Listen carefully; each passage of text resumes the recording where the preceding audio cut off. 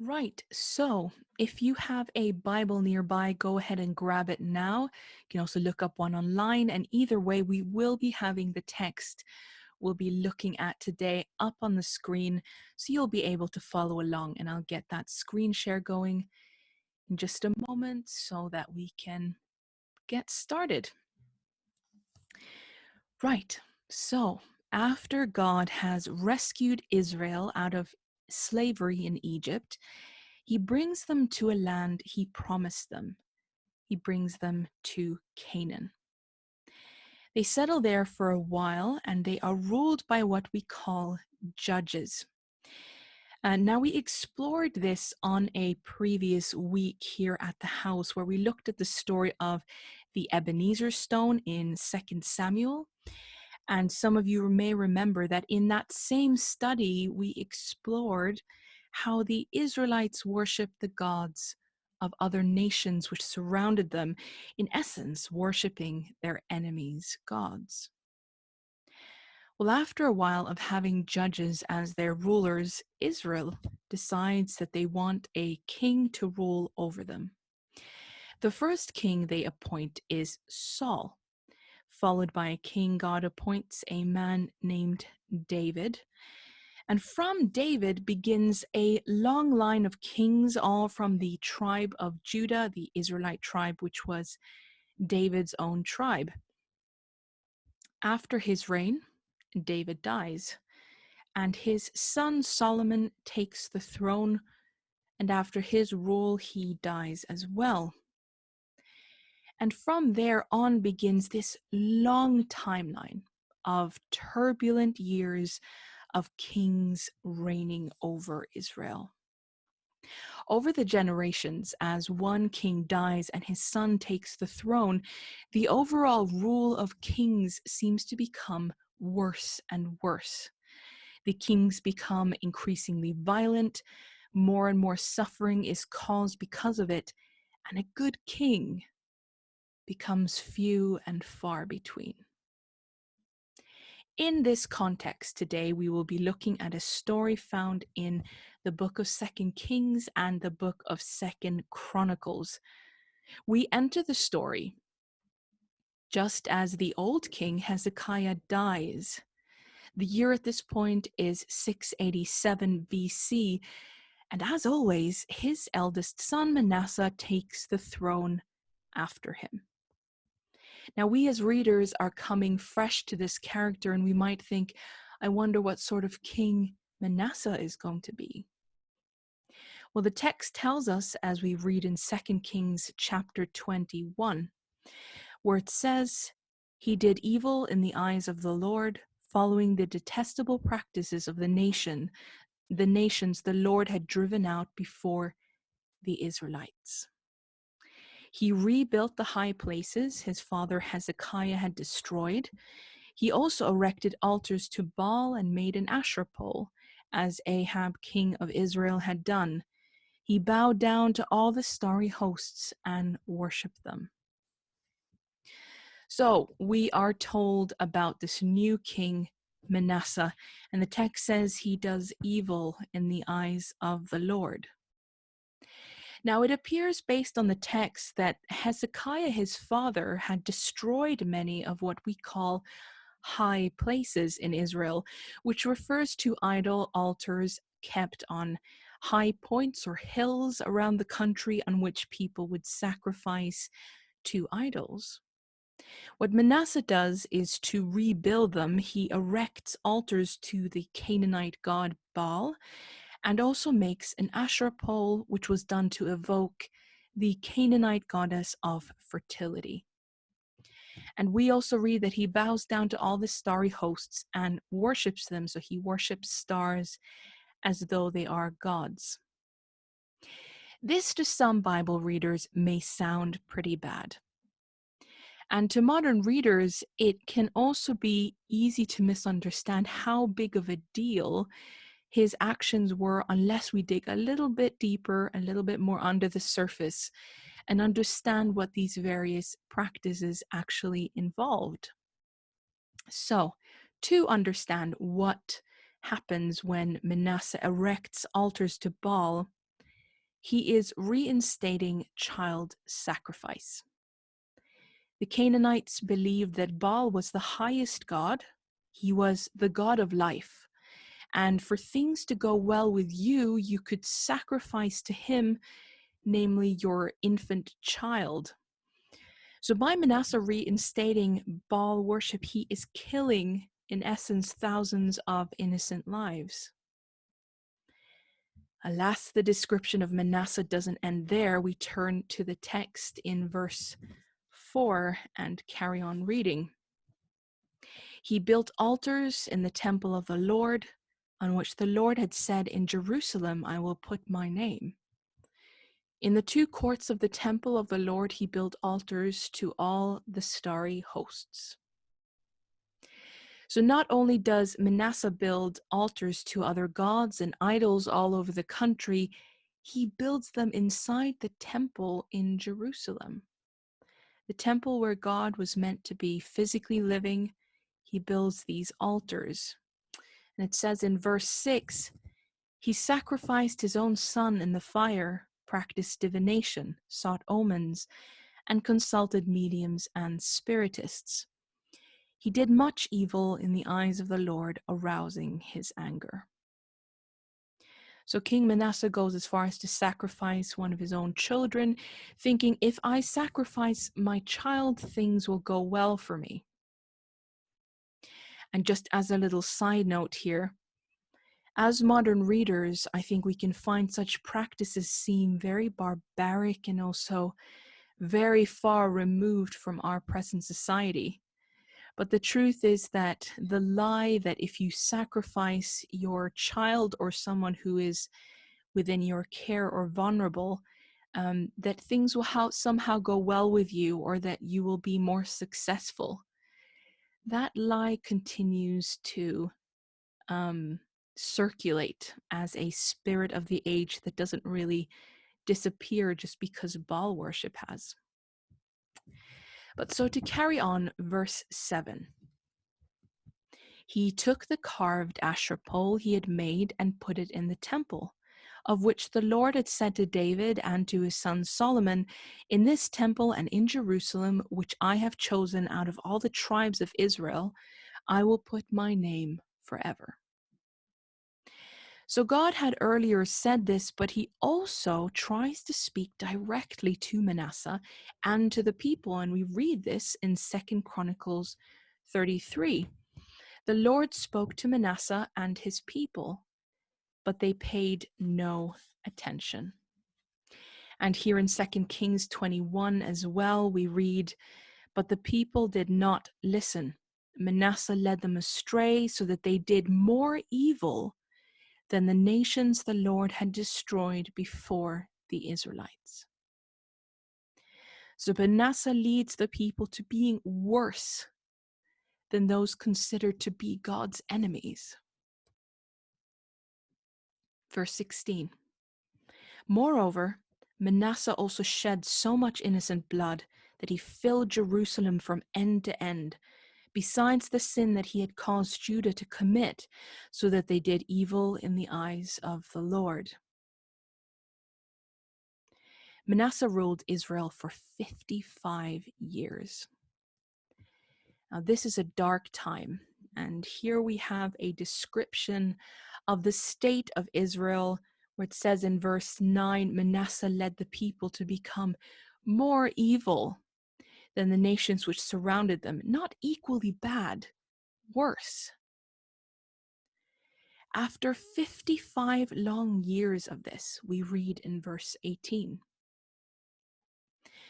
Manasseh rested finally with his ancestors and was buried in his palace garden, the garden of Uzzah, and Amon his son succeeded him as king. King Manasseh is finally gone after 55 years, and his son Amon is now taking the throne. And as with each king, we can't help but wonder, what sort of king will Amon be? Well, let's read verse 19. Amon was 22 years old when he became king, and he reigned in Jerusalem 2 years. He did evil in the eyes of the Lord as his father Manasseh had done. He followed completely the ways of his father, worshipping the idols his father had worshipped and bowing down to them. He forsook the Lord, the God of his ancestors, and did not walk in obedience to them. So he completely followed the ways of his father. The apple hasn't fallen far from the tree. That same violence, that same oppression, the same darkness, and you can see here like father, like son. Well, as you may have noticed, Ammon didn't have a very long reign, nowhere near as long as Manasseh. As it's said in 2 Kings, Ammon's officials conspired against him and assassinated the king in his palace. So here in chapter 21, we are told, it is revealed why he had such a short reign. After 2 years on the throne, Ammon's officials have had enough. They plot against him and kill him in his own home. Verse 26, he was buried in his tomb in the garden of Uzzah, and Josiah his son succeeded him as king. And at this point, once more, we wonder, what sort of king will this be? Israel has been under 57 years of darkness now. It seems that in this family, sons follow in their father's footsteps. Well, there's only one way to find out. Let's carry on reading. At the time Josiah is made king, as we can see in the text, he is 8 years old. So when he's 8, people come to him and tell him, your father has been murdered. And oh yeah, you're replacing him. It's not difficult to imagine that he may have felt scared and like his childhood was definitely over. Imagine what it's like to be Josiah. He'd grown up in the royal palace. He'd watched his grandfather and father. He wondered whether one of his younger siblings would be sacrificed just because the king wanted his life to go well. He had been taught only idol worship and violence by 2 generations in his family, and now he has the trauma of having his father murdered in their own home. These are the sort of male role models, fatherly leadership in Josiah's life. You don't have to be an expert to figure out that this kid is likely going to be pretty messed up. But let's continue reading. After his coronation at the age of 8, he takes the throne, and he must have seemed tiny. Sitting on that throne, the crown too big for him, his legs swinging off the edge. Well, what happens now? After he is coronated, you can simply ask what is going to happen. 2 Chronicles 34. In the 8th year of his reign, while he was still young, he began to seek the God of his father, David. So Josiah has turned 16 and he begins to seek the God of David. I mean, right there, that's a miracle. Who told him to do that? Why would he do that? In the same verse, in his 12th year, he began to purge Judah and Jerusalem of high places, Asherah poles, and idols. So Josiah is a young teenager at this point. He begins to undo what his grandfather and father had been doing in Israel. Verse 4. Under his direction, the altars of the Baals were torn down. He cut to pieces the incense altars that were above them and smashed the Asherah poles and the idols. Verse 6 and 7. In the towns of Manasseh, Ephraim, and Simeon, as far as Naphtali, and in the ruins above them, he tore down the altars and the Asherah poles and crushed the idols to powder, and cut to pieces all the incense altars throughout Israel. Then he went back to Jerusalem. This young king does not remain dormant or safely tucked behind the palace doors. He gets up, he goes out, travels throughout the country, and he now completely ended, as far as he can, by royal decree, infant sacrificing in Israel. But Josiah isn't done yet, and he doesn't stop there. One day, when Josiah is older, he is looking out the window of his palace, and he looks over at the neighboring hill where the temple of God lies. And after thinking, he calls for his secretary. Now, King Josiah had, as many kings do, a secretary or advisor, so an administrator, someone who would hear his commands and then go apply them. Josiah's secretary was a man called Shaphan. And Josiah calls for Shaphan, and he also calls for Joah, who is a recorder, like a note taker in meetings. And Josiah says, Shaphan, I want you to go to the temple and do something for me.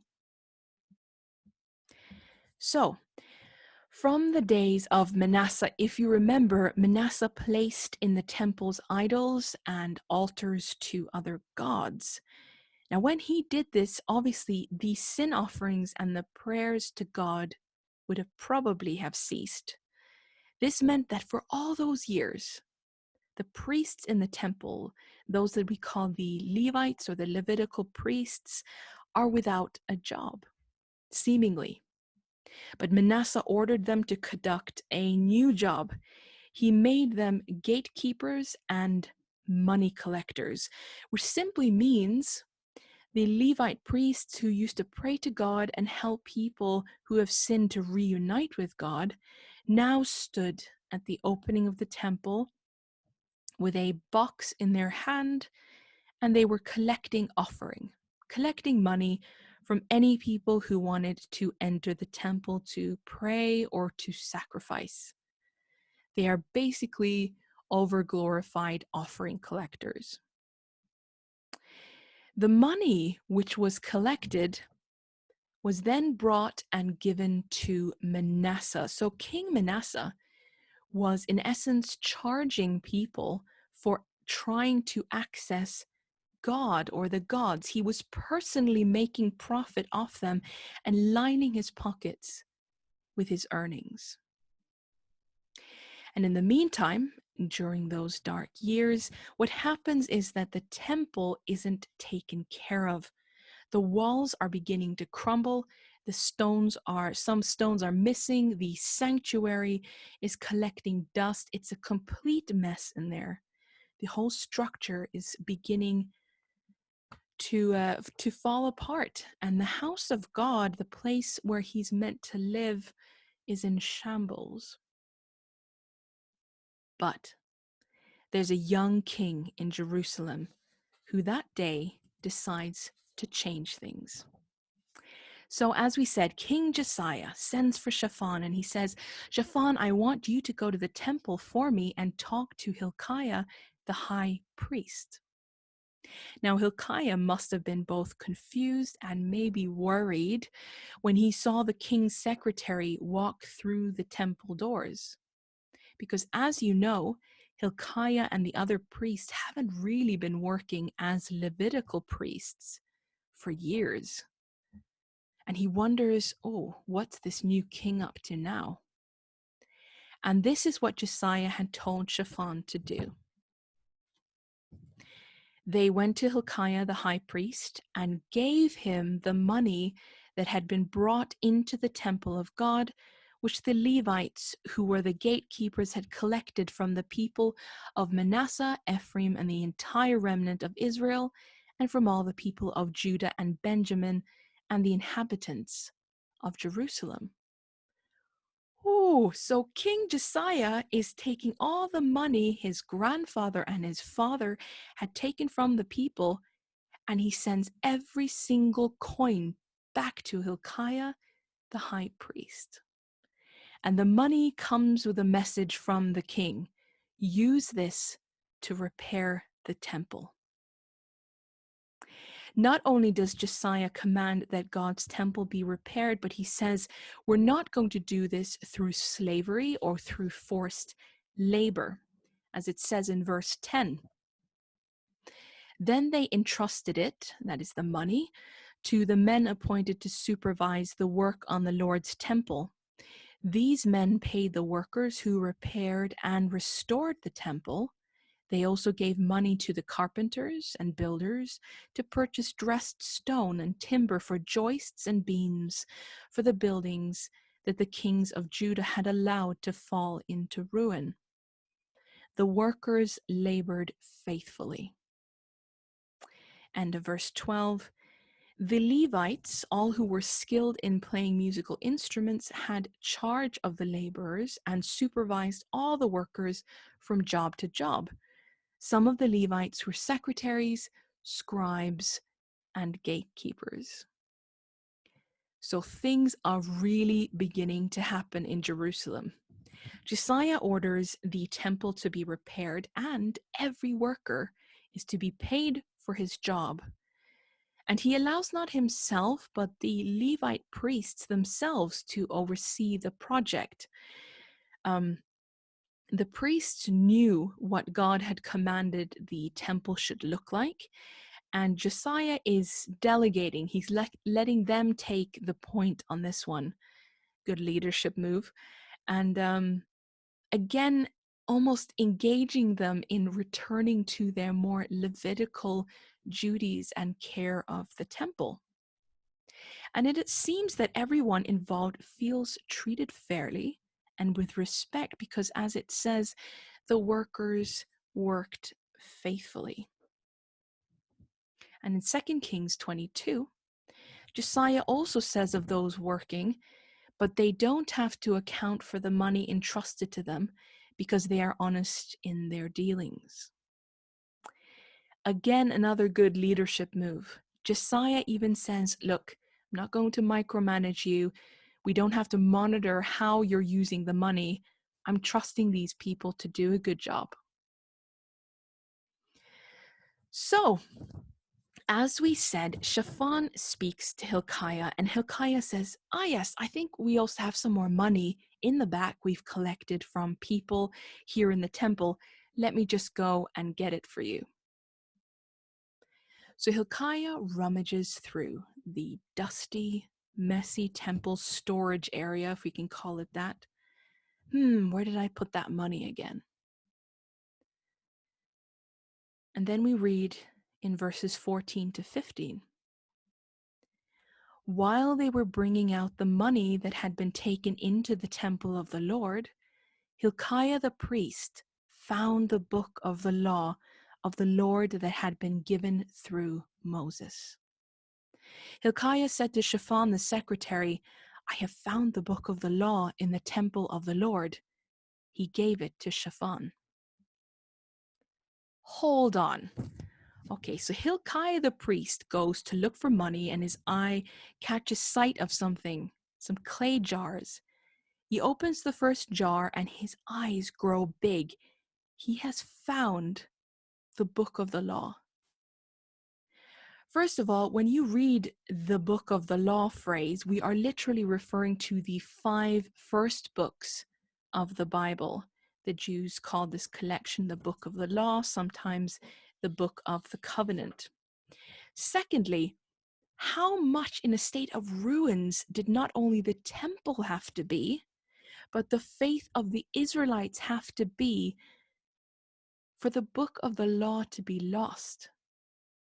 It was clearly lost because it was just found, and if it was lost, nobody's reading it. And for how long has it been lost? Well, we can guess that at least since the rule of Manasseh began. So for at least 57 years, no one has read those scrolls. And it's not like there was a bunch of copies running around. There's not a local library. This meant that a whole generation living in Israel at the time had never heard the book of the law.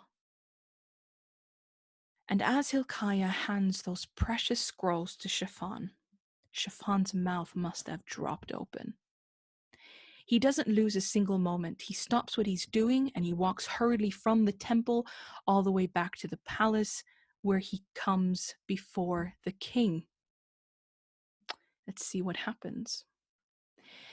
Then Shaphan the secretary informed the king, Hilkiah the priest has given me a book. And Shaphan read it from it in the presence of the king. Notice Shaphan here doesn't even tell Josiah what the book is. You can tell maybe that he's weary, perhaps he's worried because Josiah seems to be in a good track, but he remembers who his grandfather and father were. You never know what might happen or how the king might react. So the secretary simply says, "A book has been found, my lord." And naturally the king says, "Well, all right, read it. What is it?" And Shaphan reads the book out loud to Josiah. In the beginning, God created the heavens and the earth. And as Shaphan reads how God is the creator of the world, his covenant with Abraham, how God rescues the Israelites from slavery in Egypt, Shaphan finally arrives at the story at Mount Sinai where the covenant is made there with the people. And the young king, who has likely been sitting on the edge of his seat the whole time, his expression now changes more and more. And as Shaphan arrives at the giving of the law at Sinai, the king can't take it anymore, and he tears his royal robe in grief. When the king heard the words of the law, he tore his robes. Josiah had been seeking God from a young age. He tried to do the right thing by smashing the idols and now repairing the temple. And all this happened even though Josiah had never read the scriptures. He had never read the law. He hadn't been taught in full or in depth the history of Israel. He hadn't had access to scriptures, and still he reached out for God, tried to do the right thing, and it appears that God reached back. And now Josiah hears the full story of his people for the first time in his life. And all those lies his father had told him about gods and violence and how the world works are swallowed up in this story of a faithful, rescuing, kind God. And what he's only been catching a glimpse of his whole life, and what he's been trying to move forward, stumbling through, now opens up more to him. And he is completely overwhelmed with grief, because he sees now more clearly than ever before just how far his forefathers and his people have gone from God. And it absolutely breaks his heart. Now, any other person at this point might go, well, you know what? This document makes us look really bad. I'm uncomfortable. I don't really want to learn more about this God, so let's just pop this particular book back on the shelf. But not Josiah, because he's not that kind of king. Instead, Josiah sends a message to Hilkiah, the high priest, once more, saying, "Go and speak to the Lord for me, for the people and for all Judah about what is written in this scroll which has been found. For the Lord must be furious at us, since our ancestor did not listen to the words written in the scroll and didn't do everything written there that concerns us." So King Josiah says, "Hilkiah, you're the priest in the temple. You're the high priest. Return to what priests used to do. Pray to God on the people's behalf. We need to seek forgiveness, and we've already gone down the wrong path." Now Hilkiah goes to speak to a prophet, a woman named Huldah, and we read this in verse 22. Huldah responds that yes, the people have done wrong, and she concludes with saying, "Tell the king of Judah who sent you to inquire of the Lord, this is what the Lord, the God of Israel, says concerning the words you heard. Because your heart was responsive, and you humbled yourself before God when you heard what he spoke against his place and its people, and because you humbled yourself before me and tore your robes and wept in my presence, I have heard you, declares the Lord." Now, this is good news. It returns to Josiah, and he could have been happy with this, saying, well, things seem to be going all right with me. Things are well with me. At least I'm okay with God. But that's not what Josiah does. After the words of Huldah are reported back to him, he does this. Then the king called together all the elders of Judah and Jerusalem. He went up to the temple of the Lord with the people of Judah, the inhabitants of Jerusalem, the priests and the Levites, all the people from the least to the greatest. The king gathers together the people of Judah, everyone living in Jerusalem, each person from the highest position to the lowest, and they all march together up that hill to the temple, led there by their king Josiah. End of verse 30. He read in their hearing all the words of the book of the covenant, which had been found in the temple of the Lord. So not only does Josiah hear the words of the book of the law, he now makes everyone hear it. He makes sure everyone can hear it. He himself reads out loud the words of Genesis, Exodus, through to Deuteronomy, saying to his people, this is your history. This is what we've forgotten and abandoned. And then verse 31, they are still in the temple. The king stood by his pillar and renewed the covenant in the presence of the Lord, to follow the Lord and keep his commands, statutes and decrees with all his heart and all his soul, and to obey the words of the covenant written in this book. So Josiah, in front of all the people, comes in front of the most holy place in the temple, the tabernacle, where the presence of God was meant to be. And he says, please, I want to renew our relationship to follow you. Verse 32. Then he had everyone in Jerusalem and Benjamin pledge themselves to it. The people of Jerusalem did this in accordance with the covenant of God and the God of their ancestors. So first the king leads by example and humbly approaches God for a reconnection of a lost relationship. And then the people do the same. Verse 33. Josiah removed all the detestable idols from all the territory belonging to the Israelites, and had all who were present in Israel serve the Lord their God. As long as he lived, they did not fail to follow the Lord, the God of their ancestors.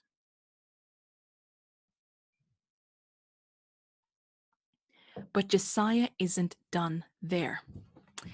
When he's 26, we are told of more he does in 2 Kings chapter 23. For example, Josiah gathers together priests who were scattered all over the country and bring them back to Jerusalem to again be taught how to serve God and not idols. In verse 8, he breaks down something called the Gate of Joshua. Now, this isn't Joshua from Moses' times we're talking about, but Joshua was a governor under the king in those days. Now, there was a great city wall which surrounded Jerusalem at the time. And in this wall was a gate through which people could enter. And this gate was kept and guarded and upkept by this governor called Joshua. But this gate, at the top of the gate's tower, Joshua and others had been sacrificing to idols, and even charging others to do so as well before entering the city. Imagine if you're an Israelite or even a visitor coming to visit the holy city, the city of kings, and where the temple is. And the first thing you see when entering through the gates is people sacrificing to other gods. Well, Josiah isn't having it. He doesn't care if Josiah is a high official in the country. He breaks down the gate. Verse 13. The king also desecrated the high places that were east of Jerusalem, on the south of the hill of corruption, the ones Solomon, king of Israel, had built for Ashtoreth, the vile goddess of the Sidonians, for Chemosh, the vile god of Moab, and for Molech, the detestable god of the people of Ammon. Josiah is now not only undoing the wrongs done by his father and his grandfather, but he's going further back. He's getting rid of things Solomon built in Israel. But Josiah isn't done there. 2 Kings 23:21. The king gave this order to all the people: celebrate the Passover to the Lord your God, as it is written in the book of the covenant. So the Passover festival, done in remembrance of how God fought for Israel when they were slaves in Egypt, hadn't been kept in Israel for at least a generation. But Josiah isn't just reading or listening to the book of the law, he is applying it. In 2 Chronicles, it says, Josiah celebrated the Passover to the Lord in Jerusalem, and the Passover lamb was slaughtered on the 14th day of the first month.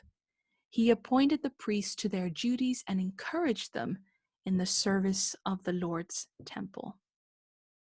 So Josiah is reintroducing the Passover in the temple and throughout the land. It says he not only appoints the priests to do their duties, saying, do this, but that he encourages them in their service. Again, appearing to be a pretty good leader. Verse 3. He said to the Levites, who instructed all Israel and who had been consecrated to the Lord, put the sacred ark in the temple that Solomon, son of David, king of Israel, built. It is not to be carried around on your shoulders. Now serve the Lord your God and his people, Israel. Now, the Sacred Ark here is referring to the Ark of the Covenant. The Ark was a specially designed wooden box, which inside held the original stone tablets on which the covenant law was written on. And the Ark was meant to be kept in the temple, in the most holy place of the temple, where God's presence was meant to be. And the ark, as you can see, it's a box, and it served as a seat upon which God would be on top between the two cherubim that you see there. So the ark serves as God's throne. And of course, where God's throne is, his presence is. Now, the Israelites had seemingly in their history a bad practice of treating this ark, the Ark of the Covenant, a bit like a good luck charm. Sometimes when they went into battle, they would take the ark with them, thinking, if we have this with us, we will win. And the history of that is, at one point, they do end up losing the ark and the Philistines capturing it, but that's a whole other story. And Josiah is saying, look, stop using it in this way. It belongs here. Josiah now commands, put the ark back where it's meant to be. The king of Israel is acknowledging the highest king and saying, put his throne back where it belongs. So it's a big Passover. Not only the first one happening in years, but now the temple prayers and sin offerings can be done before the presence of God because the ark is there. Verse 7, Josiah provided for all the lay people who were there a total of 30,000 lambs and goats for the Passover offerings, and also 3,000 cattle, all from the king's own possessions. Josiah says, look, I want us to all come together to follow God, follow the covenant in the scrolls. Don't worry if you're poor and you can't afford to buy a lamb, to buy an offering to sacrifice for you and your family. I will provide the animals from my own pocket. You won't have anything getting in the way of you being able to come to God for forgiveness during Josiah's reign. But it seems that Josiah's actions, his leadership, does more than simply supply animals. It also inspires those around him. For it says in verse 8 and 9, his officials also contributed voluntarily to the people and the priests and Levites. Hilkiah, Zechariah, and Jehiel, the officials in charge of God's temple, gave the priests 2,600 Passover offerings and 300 cattle. Also Conaniah, along with Shemaiah and Nathaniel, his brothers, Hashabiah, Jael, and Jozabad, the leaders of the Levites, provided 5,000 Passover offerings and 500 heads of cattle for the Levites. Inspired by the king, these other priests and lay people are praying, not just praying, but paying for the people's sacrificial offerings out of their own pockets. So, Passover day comes, verse 16. So at that time, the entire service of the Lord was carried out for the celebration of the Passover, and the offering of burnt offerings on the altar of the Lord, as King Josiah had ordered. Verse 18. The Passover had not been observed like this in Israel since the days of the prophet Samuel, and none of the kings of Israel had ever celebrated such a Passover as did Josiah, with the priests, the Levites, and all Judah and Israel who were there with the people of Jerusalem. This Passover was celebrated in the 18th year of Josiah's reign, so he's 26 at the time.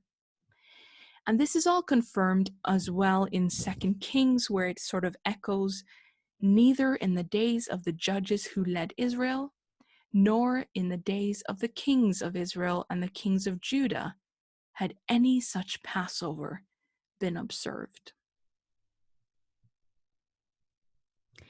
Now, Josiah's grandfather, Manasseh, had been described as violent and doing evil in God's sight. Josiah's father, Ammon, had been described as following completely the ways of his father Manasseh and doing evil in the Lord's sight. But how is Josiah's life summed up at the end? He did what was right in the eyes of the Lord and followed completely the ways of his father David, not turning aside to the right or to the left.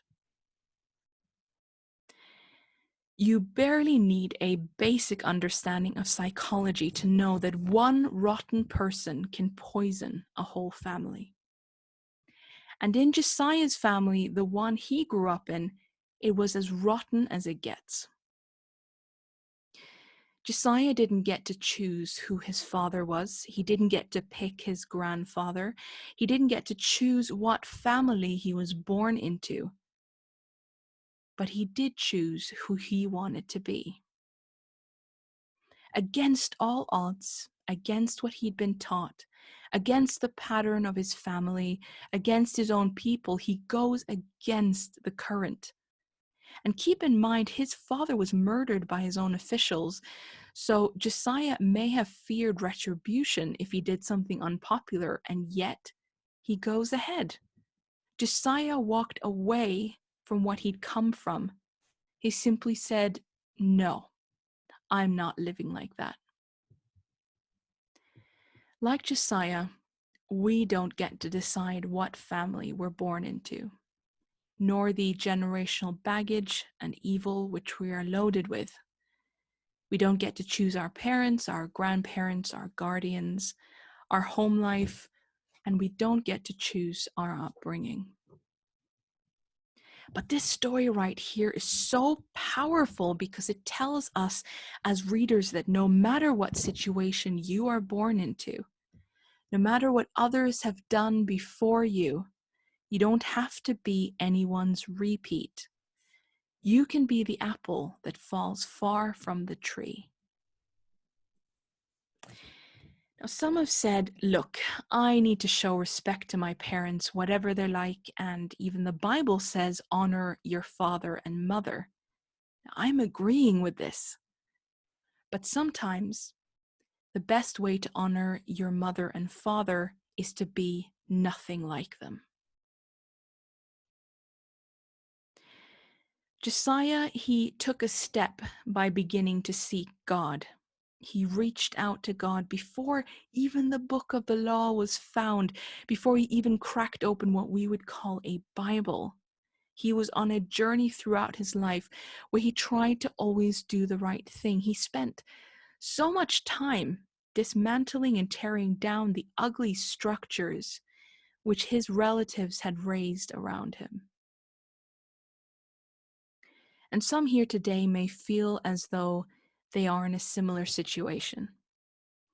Maybe family members or community structures created by those who have gone before you have raised ugly, destructive, violent nightmares in your life, things that serve evil and not God. And maybe you feel like you're spending half your life just trying to tear down all that mess that they've created. Well, the story of Josiah should be a monument to how God says to each of us, you are your own person, and I will treat you as such. You are not your parents. You don't have to become them. You are not stuck forever in a family pattern. Come, let's go. Let's go somewhere else, somewhere better. Let's start, you and I, something new together. And in this case, in the case of Josiah, think of how much healing and justice was brought to the whole country. How many lives were saved? Josiah began one of the biggest reforms in the history of Israel. And those reforms centered on the temple and reconnecting with God. And that's why when Josiah's story is told, the Bible doesn't record him as the son of Manasseh or Ammon. At the end it says, he did what was right in the eyes of the Lord and followed completely the ways of his father David. And again in 2 Chronicles, in the 8th year of his reign, while he was still young, he began to seek the God of his father David. Josiah, son of David. Even if you're born into a family, like Josiah was, that is destructive, when you seek God, you join a new family, a new line. You inherit another history, another legacy. And like the boy king, Josiah, you too are called a son or daughter of David.